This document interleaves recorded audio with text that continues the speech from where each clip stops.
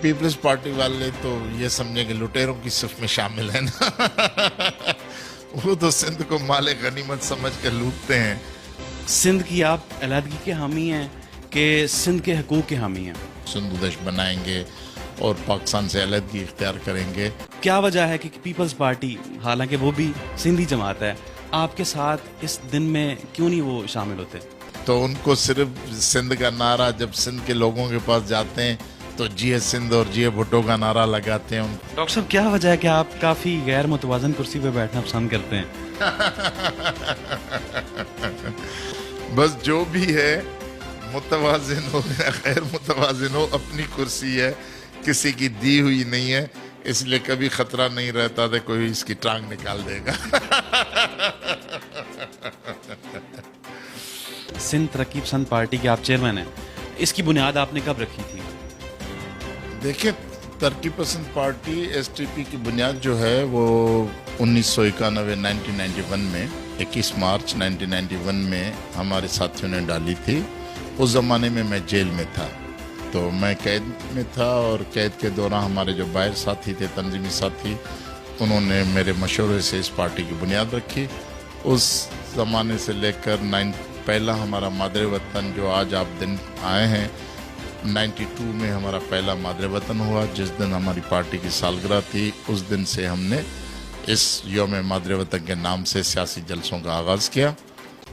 ریاست کا جو طریقہ کار ہے وہ یہ ہے کہ وہ پک اینڈ چوز کرتے ہیں کہ جو ان کے پسندیدہ لوگ ہیں وہ یا تو کرپٹ ہیں یا تو موقع پرست ہیں. عوام کے مسائل سے ان کی کوئی دلچسپی نہیں ہوتی.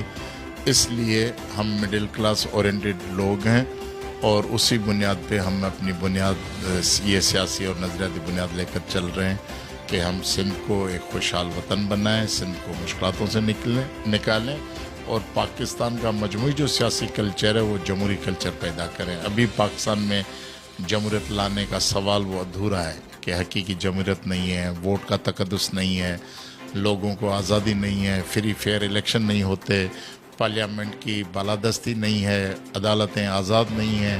تو یہ بہت سارے مسئلے ہیں پاکستان میں جن مسئلوں کے حل کے لیے ہمیں مشترکہ طور پر پاکستان میں بھی جدوجہد کرنے کی ضرورت ہے اور سندھ میں خاص طور پر. ڈاکٹر صاحب سندھ کی آپ علیحدگی کے حامی ہیں کہ سندھ کے حقوق کے حامی ہیں؟ دیکھیں جب ہماری پارٹی کی بنیاد ڈلی تو ہم نے اس نعرے سے لا تعلقی اختیار کر دی.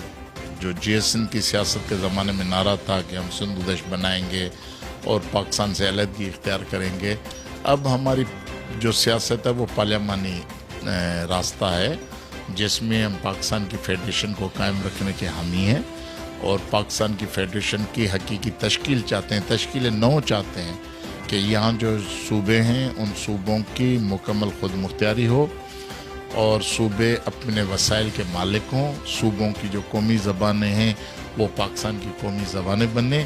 ہم سندھی, بلوچ, پشتون, پنجابی ایک گلدستے کی طرح اس ملک میں رہیں, سب قومیں برابری کے بنیاد پہ.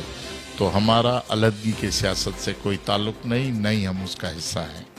سر 92 سے آپ یوم مادر وطن ڈے منا رہے ہیں, یہ سیاست سے ہٹ کے آپ دن مناتے ہیں, کیا وجہ ہے کہ پیپلز پارٹی حالانکہ وہ بھی سندھی جماعت ہے آپ کے ساتھ اس دن میں کیوں نہیں وہ شامل ہوتے؟